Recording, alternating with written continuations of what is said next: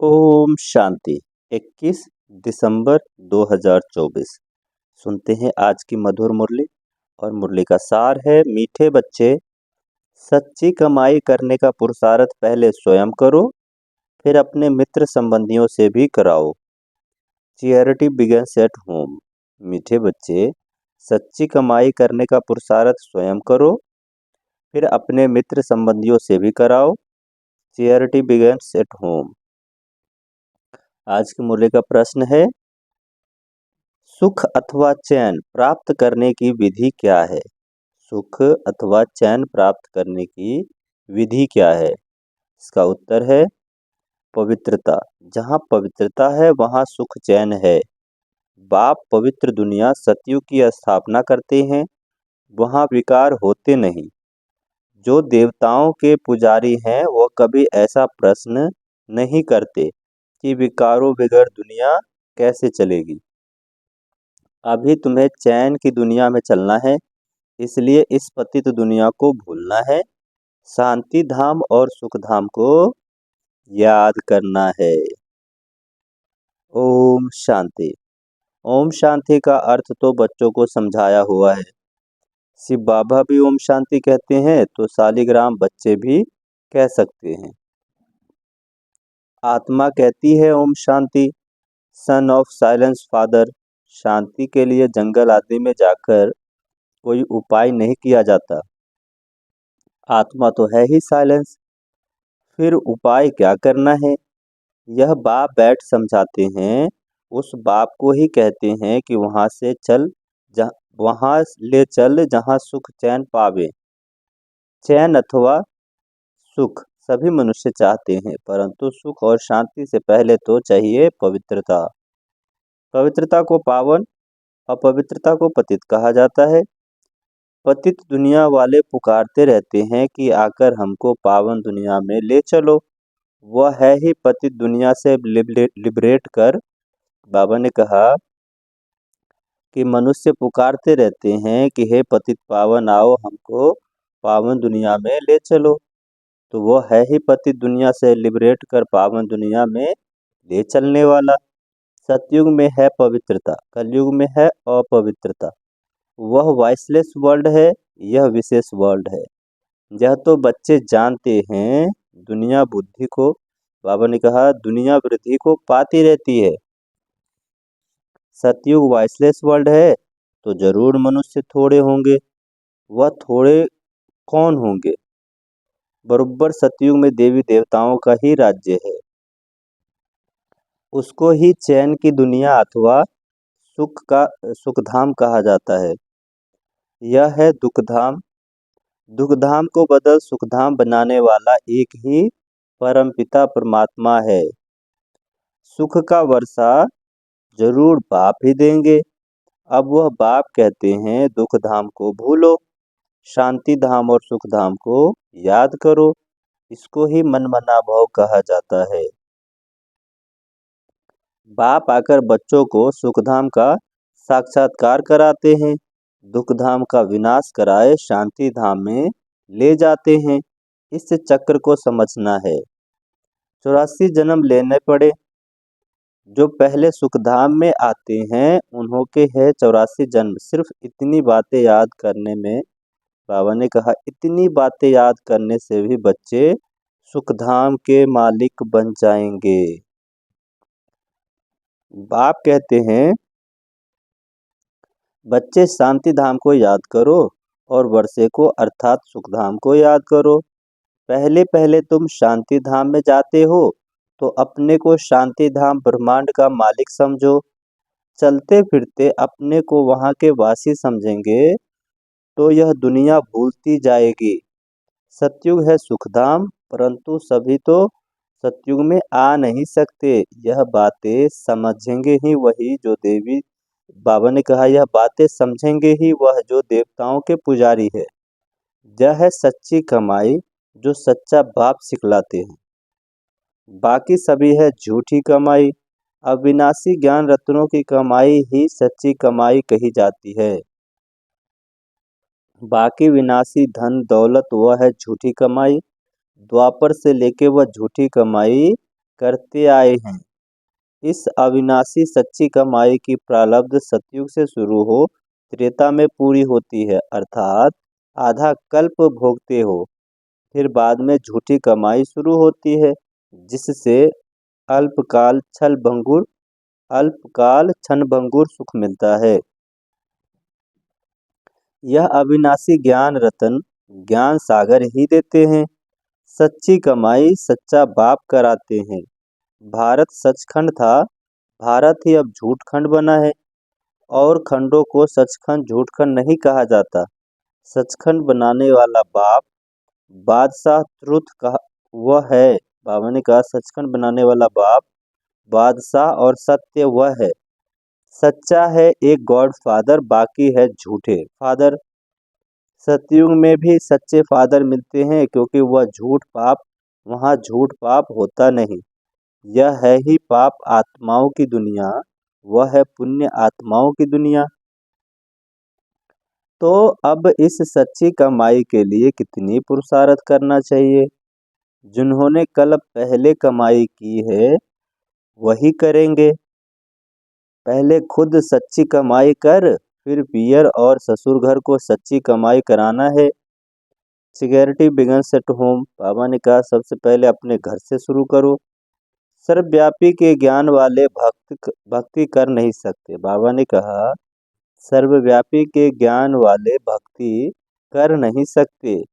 जब सभी भगवान के रूप में हैं, फिर भक्ति किसकी करते हैं? तो इस दुबन से निकालने की मेहनत करनी पड़ती है। सन्यासी लोग चैरिटी बिगन्स एट होम क्या करेंगे? पहले तो वह घर बार का समाचार सुनाते ही नहीं। बोलो क्यों नहीं सुनाते हो? मालूम तो पड़ना चाहिए ना, बतलाने में क्या है? फलाने घर के थे, फिर सन्यास धारण किया। तुमसे पूछे तो तुम झट बतला सकते हो। सन्यासियों के फॉलोअर्स तो बहुत है। वह फिर अगर बैठ कहे कि भगवान एक है, तो फिर उनसे पूछेंगे तुमको किसने यह ज्ञान सुनाया? तो कहेंगे बीके ने, तो सारा उनका धंधा ही खलास हो जाएगा। बाबा ने कहा अगर कोई पूछे कि सर्वव्यापी का ज्ञान किसने सुनाया, फिर कहेंगे बीके ने, तो सारा धंधा ही खलास हो जाएगा। ऐसा कौन आपकी इज्जत गंवाएगा, अपनी इज्जत गंवाएगा?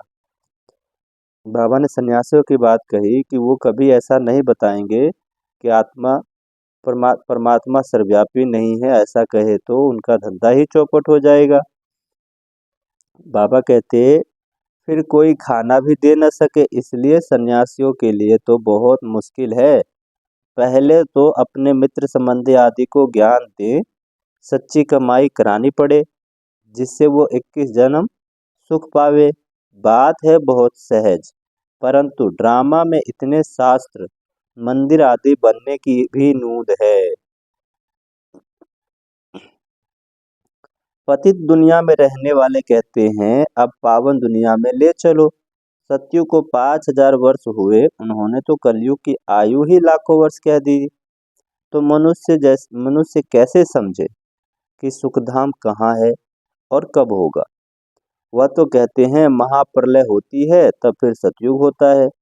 पहले पहले श्री कृष्ण अंगूठा चूसता हुआ सागर में पीपल के पत्ते पर आता है। अब कहाँ की बात कहाँ ले गए हैं? अब बाप कहते हैं ब्रह्मा द्वारा बाबा ने कहा मैं ब्रह्मा द्वारा सभी वेदों शास्त्रों का सार सुनाता हूँ, इसलिए विष्णु की नाभि कमल से ब्रह्मा दिखाते हैं और फिर हाथ में शास्त्र दे दिए हैं। अब ब्रह्मा तो जरूर यहाँ होगा, सूक्ष्म वतन में तो शास्त्र नहीं होगा ना। ब्रह्मा यहाँ होना चाहिए। विष्णु लक्ष्मी नारायण के रूप में भी तो यहाँ होते हैं। ब्रह्मा ही सो विष्णु बनता है, फिर विष्णु सो ब्रह्मा बनता है। अब ब्रह्मा से विष्णु निकलता व विष्णु से ब्रह्मा निकलता, यह सब समझने की बातें हैं। परंतु इन बातों को समझेंगे वह जो अच्छी रीति पढ़ेंगे। बाप कहते हैं जब तक तुम्हारा शरीर छूटे तब तक समझते ही रहेंगे। तुम बिल्कुल ही 100% बेसमझ कंगाल बन पड़े हो। तुम ही समझदार देवी देवता थे, अब फिर से तुम देवी देवता बन रहे हो। मनुष्य तो बना न सके। तुम सो देवता थे, फिर 84 जन्म लेते लेते एकदम कलाहीन हो गए हो। तुम सुखधाम में बहुत चैन में थे, अब बेचैन हो। तुम्हें 84 जन्मों का हिसाब बता सकते हो? इस्लामी, बौद्धी, सिख, ईसाई, मठ, पंथ सब कब कितना जन्म लेंगे, यह हिसाब निकालना तो सहज है। स्वर्ग के मालिक तो भारतवासी ही बनेंगे। सैपलिंग लगती है ना, यह है समझानी। खुद समझ जाए तो फिर पहले पहले अपने माता पिता भाई बहन को ज्ञान देना पड़े। गृहस्थ व्यवहार में रहते कमल फूल समान रहना है, फिर चैरिटी बिगन्स एट होम। पियर घर ससुर घर को नॉलेज सुनानी पड़े। धंधे में भी पहले अपने भाइयों को ही भागीदार बनाते हैं। यहाँ भी ऐसे है, गायन भी है। कन्या वह जो पियर और ससुर घर का उद्धार करे, अपवित्र उद्धार कर नहीं सकते। तब कौन सी कन्या? यह ब्रह्मा की कन्या कुमारी, ब्रह्मा कुमारी है ना। बाबा ने कहा ये कौन सी कन्या है जो उद्धार करेगी? तो यह है ब्रह्मा की कन्या, ब्रह्मा कुमारी है ना। यहाँ अधर कन्या, कुमारियां कन्या का मंदिर भी बना हुआ है। यहाँ तुम्हारे यादगार बने हुए हैं। माउंट आबू में अधर देवी के नाम से भी मंदिर बना हुआ है। फिर से आए हैं भारत को स्वर्ग बनाने के लिए। यह दिलवारा मंदिर बिल्कुल एक्यूरेट है। ऊपर में स्वर्ग दिखाया है। स्वर्ग है तो यहाँ ही राजों की तपस्या भी यहाँ ही होती है। जिन्होंने मंदिर, बाबा ने कहा जिन्हों का मंदिर है उन्हों को यह जानना तो चाहिए ना। अब बाबा ने कहा अब अंदर जगत पिता, जगत अम्बा, आदि देव आदि देवी बैठे हैं। अच्छा, आदि देव किसका बच्चा है? शिव बाबा का। अधर कुमारी कुंवारी कन्या सब राजयोग में बैठे हैं। बाप कहते हैं मन बना भव। तो तुम बैकुंठ के मालिक बनेंगे। मुक्ति जीवन मुक्ति को याद करो। तुम्हारा यह सन्यास है। जैन लोगों का सन्यास कितना डिफिकल्ट है। बाल आदि निकालने की कितनी कड़ी रस्म है। यहाँ तो है ही सहज राजयोग। यह है ही प्रवृत्ति मार्ग का, यह ड्रामा में नूंद है। कोई जैन मुनि ने बैठ अपना नया धर्म स्थापन किया, परंतु उसको आदि सनातन देवी देवता धर्म तो है ही नहीं। अब तो बाबा ने कहा वह तो अब प्राय लोप है। कोई ने जैन धर्म चलाया और चल पड़ा, यह भी ड्रामा में है। आदि देव को तो पिता और जगत अम्बा को माता कहेंगे। यह तो सब जानते हैं कि आदि देव ब्रह्मा है। आदम बीबी एडम ईव भी कहते हैं। क्रिश्चियन लोगों को थोड़ा ही पता है कि ये सब एडम ईव अब तपस्या कर रहे हैं। मनुष्य सृष्टि के सिजरे हैं, यह हेड है। यह राज भी बाप बैठ समझाते हैं। इतने मंदिर शिव के व लक्ष्मी नारायण के बने हैं, तो उनकी बायोग्राफी को जानना चाहिए ना। अच्छा, मीठे मीठे सिकी लधे बच्चों प्रति माता पिता बाप दादा का याद प्यार, गुड मॉर्निंग और नमस्ते। रूहानी बाप की रूहानी बच्चों को नमस्ते। हम रूहानी बच्चों की रूहानी माता पिता बाप दादा को याद प्यार, गुड मॉर्निंग और नमस्ते। सुनते हैं धारणा के लिए मुख्य सार। पहला है, इस पुरानी दुनिया को बुद्धि से भुलाना है। बाबा ने कहा इस पुरानी दुनिया को बुद्धि से भुलाने के लिए चलते फिरते अपने को शांति धाम का वासी समझना है। शांति धाम और सुख धाम को याद कर सच्ची कमाई करनी है और दूसरों को भी करानी है। दूसरा है धारणा के लिए पॉइंट, राजयोग की तपस्या कर स्वयं को पुण्य आत्मा बनाना है।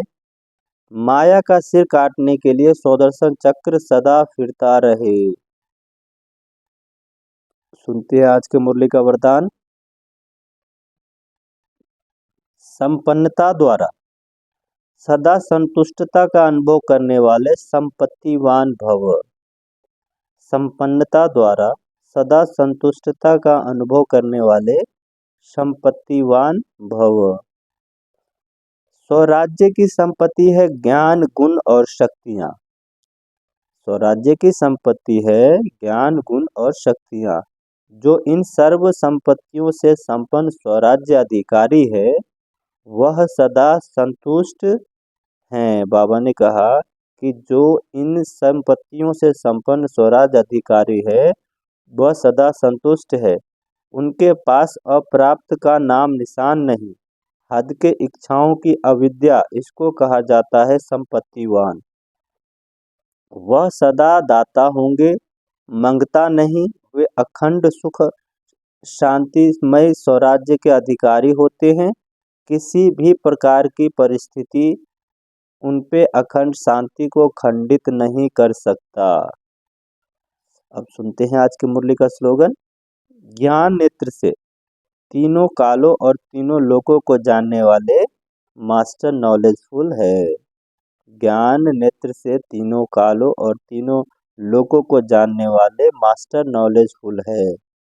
अच्छा, ओम शांति।